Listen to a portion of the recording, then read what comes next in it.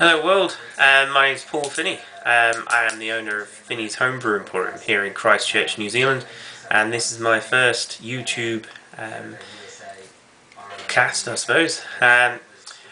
I brew most Mondays here in the shop. I use a small sort of 1 gallon batch system just to try malt, try hops, try different combinations, different styles and all those sort of things. And on each Monday, the first Monday of each month, I do a special ingredient brew, which the preceding Monday I ask all of our followers on Facebook that follow Finney's Homebrew Emporium as to what ingredient we use. So since January when I started it, we've used beetroot for a chocolate beetroot porter. We've used Cadbury's cream egg and a Cadbury wheat. And last time we used chilies because I couldn't find any horseradish. But this time Jason Hurley asked for KFC, so we ended up doing a chicken beer. That's right, chicken beer. So I've had a recipe for a while that calls for using roasted chicken in the fermenter after your initial sort of mash and everything's been done. And it's called cock ale. So we decided to brew that. The recipe calls for a base beer of an English bitter. So what we've done is use a recipe I've done a couple of times that's trying to clone a beer called Emerson's Bookbinder. Emerson's Bookbinder is a classic Kiwi beer. It's a very sessionable beer. It's only 3.7%, and is the clone that we've done a couple of times has been close, but the aroma's not been quite right. So I thought I'd have another crack at that and then amp it up with this chicken. So here's a bit of a footage of how brew day went. Okay, now you can see the mash is in. This is our nice little bag my wife made me, and we should be sitting around 70. I might put a bit of cold just to level that out. Reason being, just knowing what final gravity bookbinder is. I just like to mash slightly higher, so I can use SO5 just to keep a clean yeasty profile. So this will now sit for an hour, and we'll come back, sparge, and start the boil soon. Cheers. So we've achieved boil. I've filled the gas tank up today, so we're really rocketing along quite nicely. I might have to turn it down a bit so we don't lose too much. As the old adage goes, an unwatched pot will boil over, so as you can see I sort of almost had a boil over. Thankfully I was in here at the same time. Pouring this bit, which came from Zane Maxwell, who also does these Homebrew Wednesday, so cheers Zane. This is his first batch, I believe, of his potential SJ pour experiment. He's just on the second batch on, which you can see on his YouTube link that I'll post at the bottom. So cheers Zane. It's a light ginger beer, should be pretty dry, so definitely getting that ginger nose coming through. It looks great in the glass. And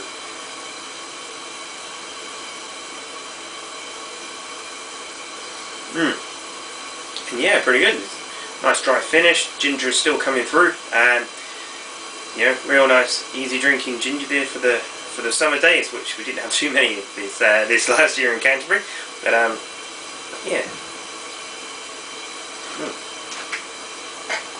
Well done, Zane. Carbonation level's perfect. Didn't do any difference. So we've got the hops weighed out.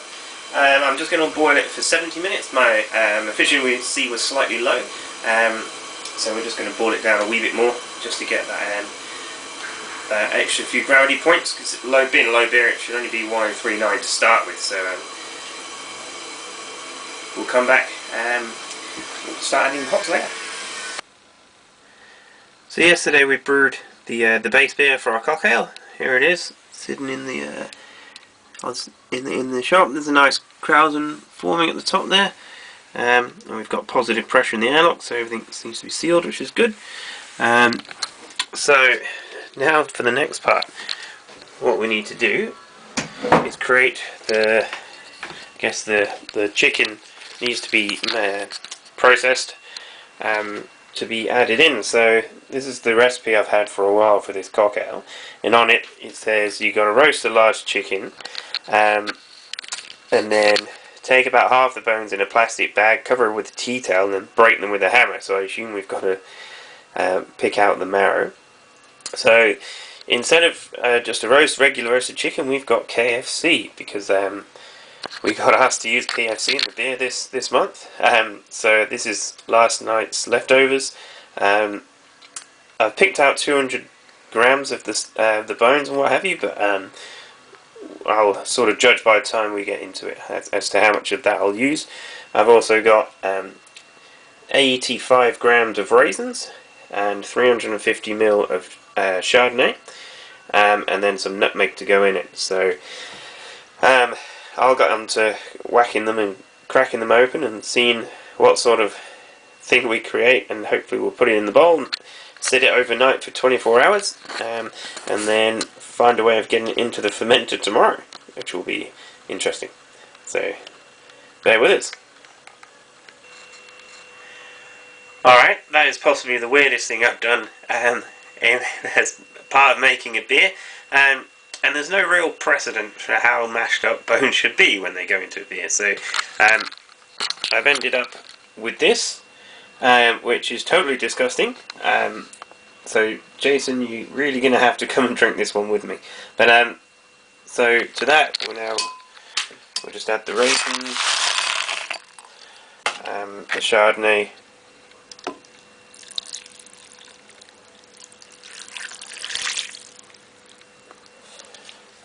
and I'll chuck a wee bit of the nutmeg in a minute, and yeah, put a bit of cling foam over the top and let it soak overnight.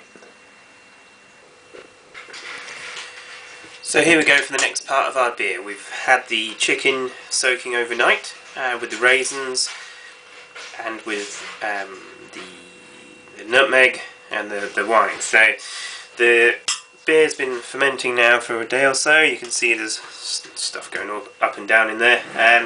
I've got a bag over here that hopefully is going to keep all this separate, so it's not going to be floating around in the beer. And we're got to try and get it in through the top somehow. Obviously this would be a damn sight easier if I was using a larger fermenter, but we'll see how it goes, I guess. Try and keep everything as sanitary as we can. So we've got some Star San over here with all the utensils in.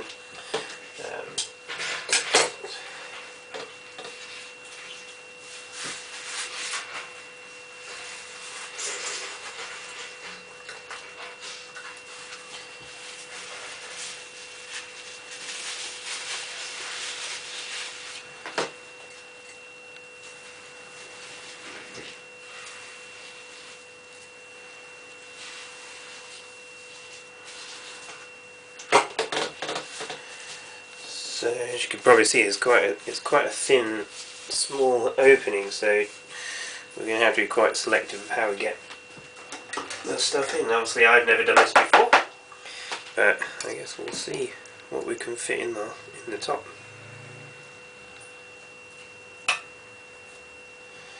And I guess we'll see if we can ever get it back out again.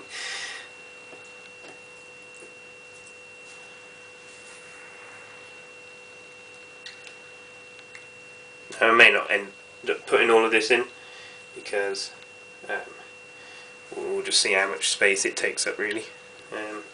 Try and get some of that bone in, some of the goodness from the marrow. I guess it's easier going this way to orientate stuff, but on the way back out this could be quite tricky.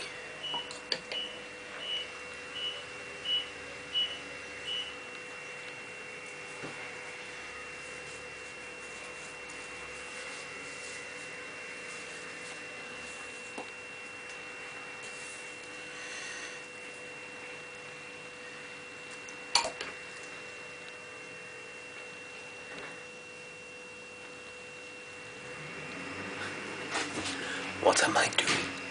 Thank you, Jason, for asking for this. So I pretty much got rid of everything into here. A few missed.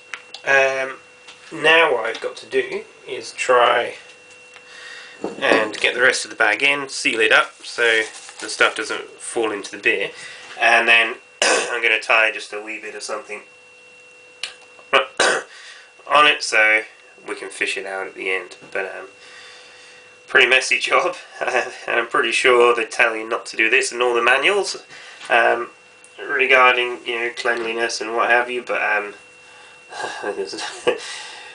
it's an interesting experiment, so I'm doing it so you don't have to. Unless, of course, it ends up as being an awesome beer and then everybody will be putting chicken into their beer. A recycling use for KFC.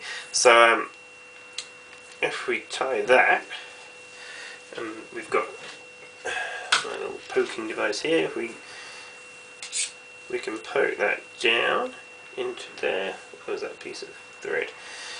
And it looks like that's going to sit in there. The little piece of thread that we've got on the bag is perfect length. Can bung the sanitised back in, and I'll take that back in because it doesn't seem to sit in properly, but we'll be able to fish it out hopefully at the end.